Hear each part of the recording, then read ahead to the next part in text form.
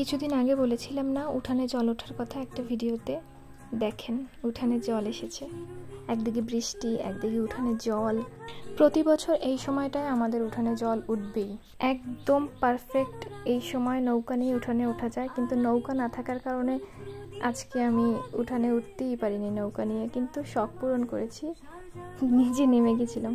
জলবদ্ধতা কোথাও কোথাও অভিশাপ স্বরূপ, আমি সেটা জানি, কিন্তু আমরা এখানের মানুষজন আমরা এটাকে উপভোগ করি। বছরের এই সময়টায় উঠানে জল ওঠে, সবাই এই টাইমটায় নৌকা নিয়ে যার যার উঠানে আসে, বা খাল থেকে সরাসরি উঠানে ওঠা যায় নৌকা নিয়ে। এই জিনিসটা আমরা সবাই এখানে উপভোগ করি। নৌকা না থাকার কারণে আমি নিজেই নেমে গেছিলাম জলের মধ্যে, ঘুরে ঘুরে দেখছিলাম কতটা লেন্থ অব্দি জল হয়েছে। এখনের যে ভিডিও ফুটেজগুলো, এগুলো হচ্ছে জল একদম শুরুর দিকে, ওঠার শুরুর দিকের ভিডিও।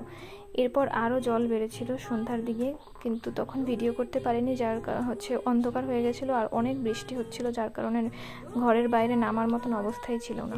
আমার কেন জানি এইটাই ভাল লাগে যে ঘর থেকে নেমেই জল থাকবে, পাও ধোয়া যাবে, হাত ধোয়া যাবে। মানে ওই যে কার্টুনগুলোতে যেরকম দেখি না, যে ঘরের পাশেই জল, ঘরের পাশেই নদী, ঘরের পাশেই খাল, মানে এটা এটা মানে আমার আমি কল্পনা দিয়ে ভাবছি, মানে আমার এই জিনিসটা খুব ভাল লাগে, এই জন্য আমি বেশি উপভোগ করি এই টাইমটাতে। এর কিন্তু অনেক অপকারিতাও আছে, চারিদিকে সাপ, কেঁচো, মানে সারাক্ষণ একটা আতঙ্কের মধ্যে থাকা লাগে। যাই হোক, ভিডিওটা এই পর্যন্তই।